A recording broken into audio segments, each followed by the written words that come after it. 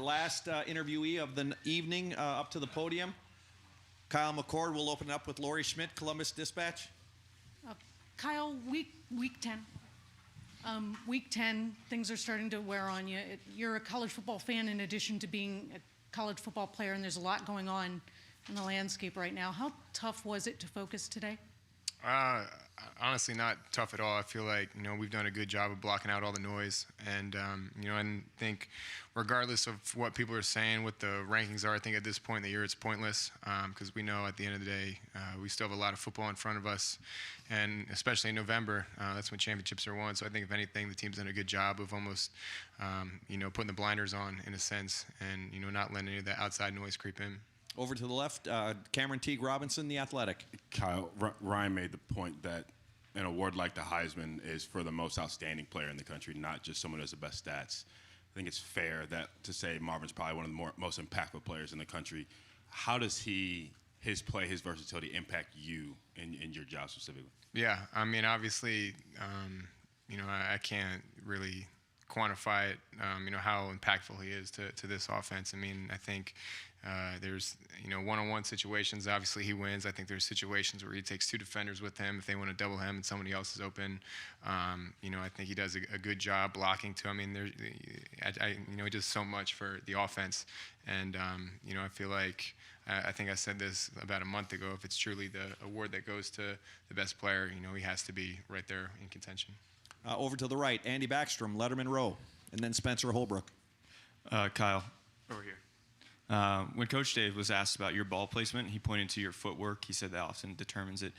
Did you feel like your footwork was especially better today, and how much does that ankle factor in at all? Yeah, I felt like my footwork was definitely better today. I think that's something that we focused on during the week.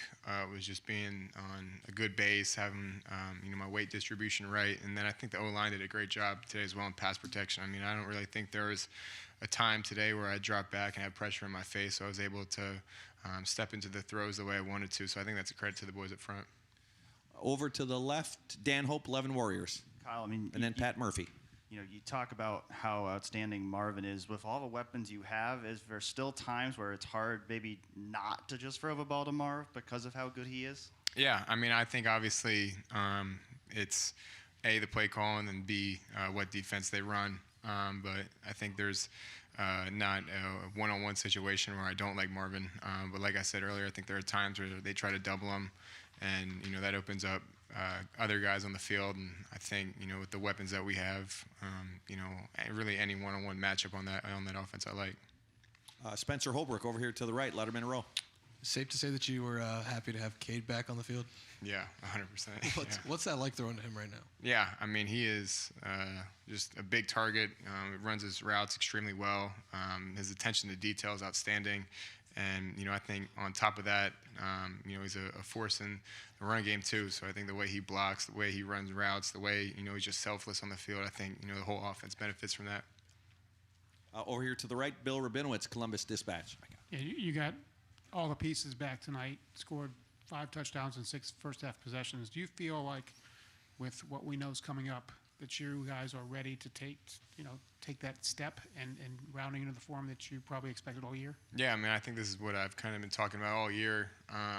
Just continuing to improve and grow each week. And now that we're in November, I think we have to play our best football now. And I think the urgency, has been passed down from the coaches to the players. And I think as an offense, we knew that, this had to be a good week for us and, a step in the right direction, which I think it was, especially in that first half. We were rolling. Obviously probably would have liked to finish a little bit better in the possessions I had in the second half. But, I think overall, definitely a step in the right direction. Over to the left, Pat Murphy, 24/7 Sports, and then Katie Kapusta. Kyle, what was it about tonight that allowed you to be as consistent as you were? Some games you've started real well or gotten to a groove later. Why tonight were you as consistent, do you think? Yeah, I think first the game plan. I think we were super clear in the game plan. I thought we had a great week of preparation and knew how we wanted to attack them. And then I think B, just the guys around me did a great job. I mentioned the O-line earlier. I thought they had a really good game, especially in pass protection. You know, I feel like there was a clean pocket all night. And then obviously the receivers going out and making some really good contested plays.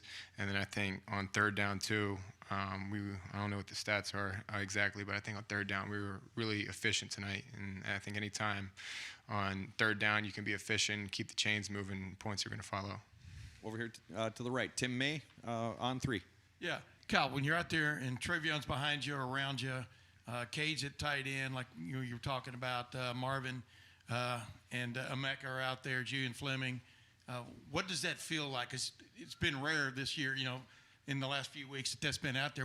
Does it feel like you're driving a big-time car? What does it feel like? And, Yeah. And did that have a lot to do with the hot start? Because I know, you know, you've been criticized about and this offense has been criticized about not having that hot start, and you got one tonight. Yeah, I mean, I'm spoiled. I think that's really the only way I can put it.